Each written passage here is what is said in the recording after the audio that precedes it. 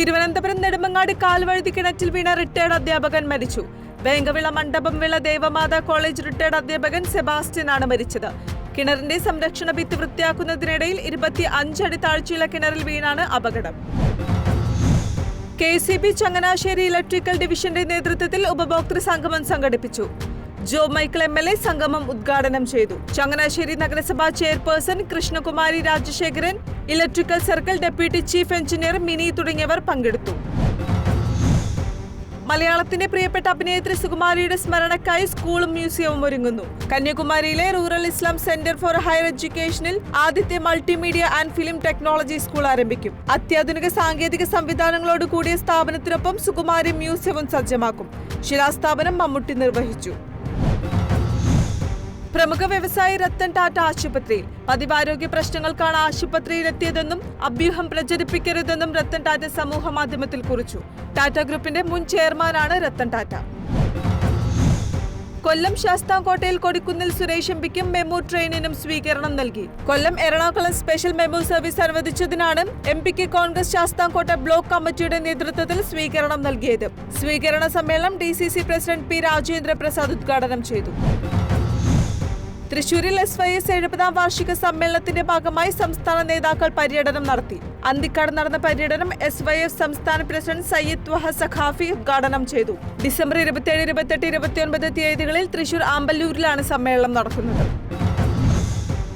Thrissur save Guruvayur mission പ്രസിഡന്റും നടനുമായ ശിവജി ഗുരുവായൂരും ജനറൽ സെക്രട്ടറി അജു M ജോണിയും നടത്തിയ അനിശ്ചിതകാല നിരാഹാരം അവസാനിച്ചു.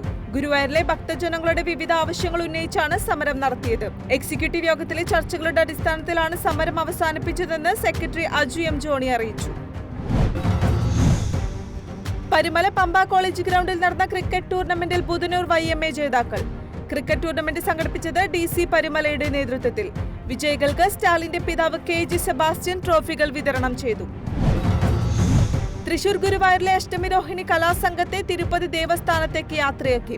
സംഘം യാത്രയായത് തിരുമല തിരുപ്പതി ദേവസ്ഥാനത്ത് ബ്രഹ്മോത്സവത്തിന്റെ ഭാഗമായുള്ള ഗരുഡ സേവാ ചടങ്ങിൽ കലാപരിപാടികൾ അവതരിപ്പിക്കാൻ. തിരുപ്പതി ദേവസ്ഥാനത്ത് നിന്നുള്ള പ്രത്യേക ക്ഷണം സ്വീകരിച്ചാണ് സംഘം യാത്രയായത്.